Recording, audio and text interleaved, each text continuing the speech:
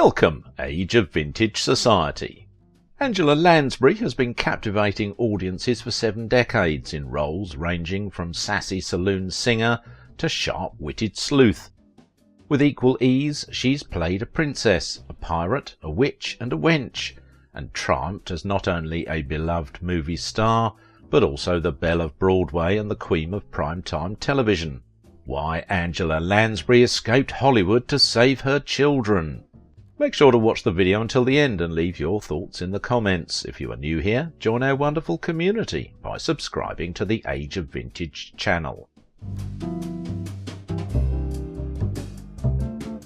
Dame Angela Lansbury is something of a rare type in Hollywood.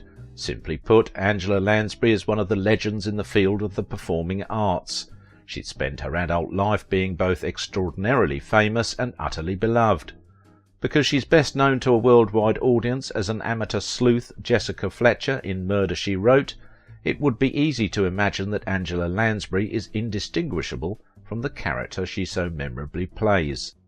She has since acted in nearly 60 movies, made numerous television appearances, and trodden the stage in theatres around the world.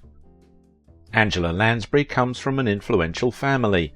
Angela Bridget Lansbury was born in Poplar, London, to Belfast-born actress Moyna McGill and Edgar Lansbury, a member of the Communist Party of Great Britain and former mayor of the London borough of Poplar.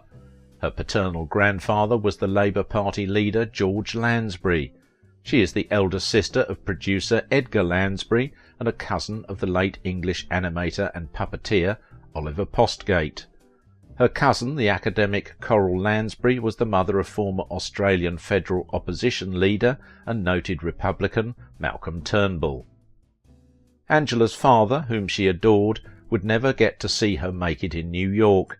The family patriarch sadly passed away from stomach cancer at the age of 48 when Angela was just 9 years old.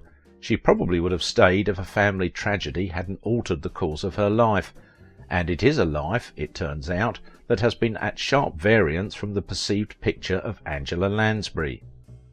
Looking back, I think that was the defining moment of my life. Nothing before or since has affected me so deeply. It also altered the shape of my life. I lost interest in schoolwork. I became something of a dreamer, lost in my grief. In time, I became much more interested in acting.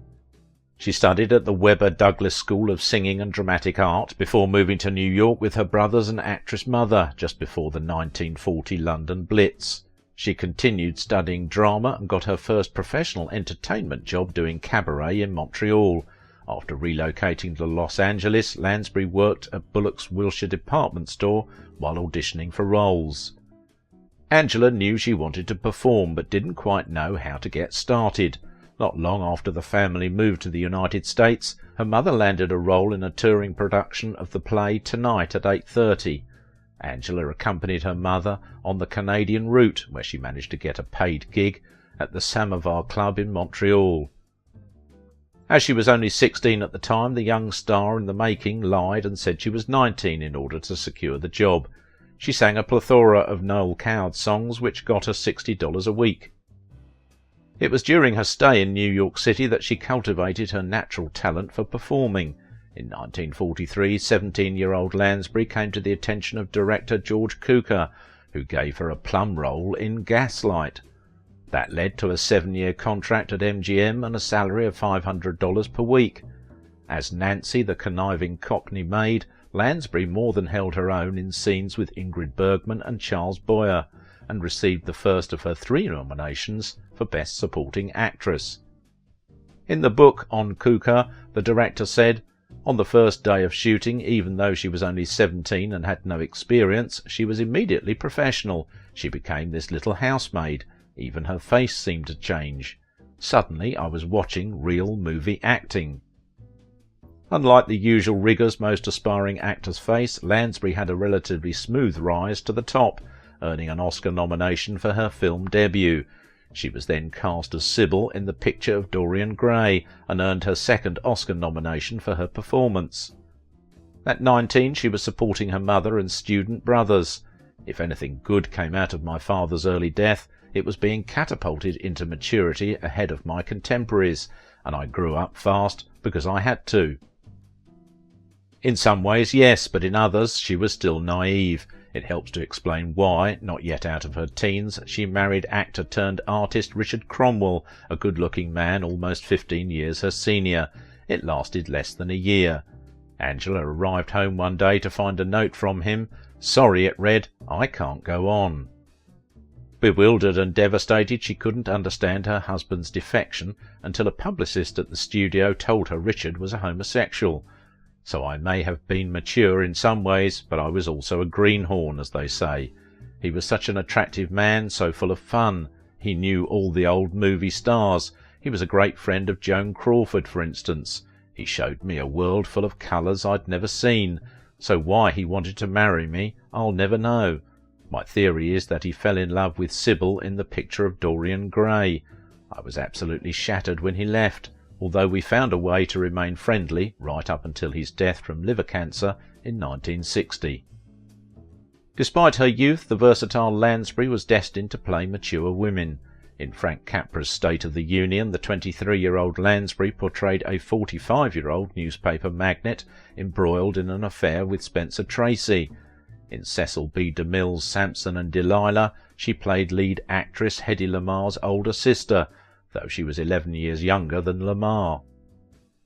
Throughout the decades, Lansbury's talent, intelligence and humour have established her as a consummate professional. She was only 20 years old when she said, I'm willing to let fate play its part in my life. The essential thing is to prepare yourself for the opportunities that come to you. That attitude has served her well in her 70-year career, and the venerable actress is showing no signs of stopping. However, it wasn't all she thought it would be. After becoming frustrated with her lack of progress, Angela didn't renew the contract and instead turned to Broadway. Initially, a couple of her projects were hits, although there wasn't a ton of long-term work on the stage. The musical, Anyone Can Whistle, wasn't well loved, but it did introduce her to some precious connections she would utilise in the future. By 1949, Angela had married again to agent and manager Peter Shaw. Theirs was a famously rock-solid union that lasted 53 years until his death from heart failure in 2003. Angela was devastated, saying at the time, "We had the perfect relationship. Not many people can say that. He was everything to me. We were partners at work, as well as husband and wife and lovers. I don't know how we had such a long marriage, but the simple fact was that we were devoted to one another." Tragedy struck in the 60s when Angela and Peter discovered Anthony and Deirdre had fallen in with an unsuitable crowd and became heavily involved with drugs, despite being barely in their teens. Their children became addicted to drugs, and Deirdre became tangentially involved in the Charles Manson cult.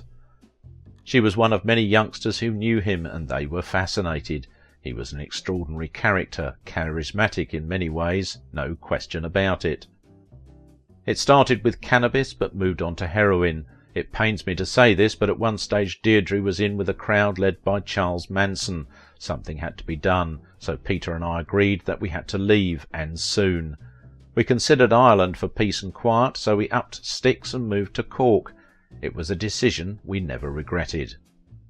It was a juggling act, juggling marriage and children and problems with drugs. But all those things contribute to building the person you become and the person they become. It's a simple question of facing up to certain aspects of family life that have to be dealt with. They needed to get away from California and the drug culture and all that.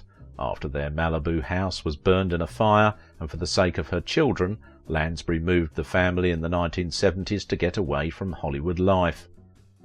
We bought a house in Cork and we did the gardening, and I learned how to cook for the first time. We used all the produce from the garden and so on. Ireland offered us a new life, and it meant the children wouldn't be exposed to any more bad influences like they encountered in California. The effect on the children was just as she and Peter had hoped.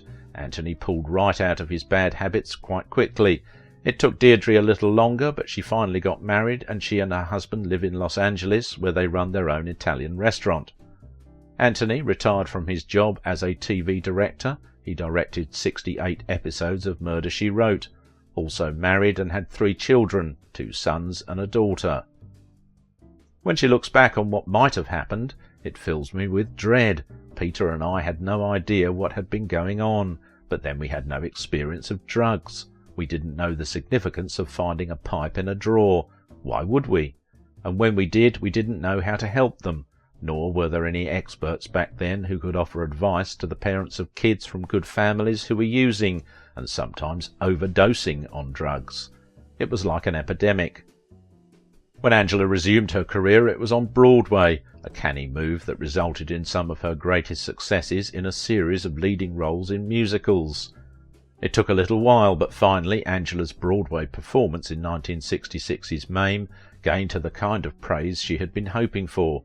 Audiences and critics loved the show, and she won the Tony Award for Best Performance by a Leading Actress in a Musical. This fantastic endeavour cemented Lansbury's icon status as one of the leading ladies of the Great White Way. Nothing stood in her way, and it soon became clear that Angela Lansbury was here to stay. By hook or by crook, she was getting the parts and would go down in history. Her many successes notwithstanding, Lansbury's greatest popular triumph came when she was chosen for the leading role of mystery author Jessica Fletcher in the television series Murder, She Wrote, which ran for 12 seasons beginning in 1984. Lansbury was made executive producer of the show in 1992, and she continued to appear occasionally as Jessica Fletcher in TV movies for years after the series had officially ended. Although the 1980s and 90s found Lansbury concentrating mostly on theatre and television, she returned to Disney in 1991 to give voice to Mrs. Potts in Beauty and the Beast, for which she sang the Oscar-winning title song. Despite her career longevity, Angela still experiences a wave of panic before stepping on stage. That's what produces the necessary adrenaline, or to put it another way, if you're not apprehensive before each performance, you're not taking the job seriously. It's why she always remembers her lines. Touch wood. Perhaps what is most notable about Lansbury and her life is that she hasn't quit living and doesn't plan to. She has added more than 20 projects to her impressive acting resume in the last 25 years and has been nominated for countless prestigious awards as a result. When asked the keys to what makes women appealing in their older years, she answered, femininity, grace, warmth, and just a sense of her own person. That's very important. Some of the most winning women I've known, however, haven't necessarily been brimming over with obvious femininity. They were very tailored women who were staunch and strong and marvellous.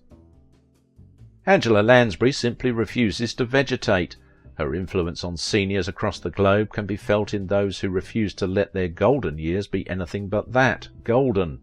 In her and other inspiring seniors, it can be seen that often the best things come late in life, and we should grab onto those things and disprove that living has to stop when we become less youthful physically, that our hearts, minds and personal strength dictate our age. Lansbury was quoted as saying, "Here I am. I still go on, you know, like the tides. And, as the tides continue, so should we." If you liked this video, don't forget to give it a thumbs up, subscribe if you are new here, and if you want to support my work, please visit my Patreon page. Now it is your turn. What do you think about the life and legacy of Angela Lansbury?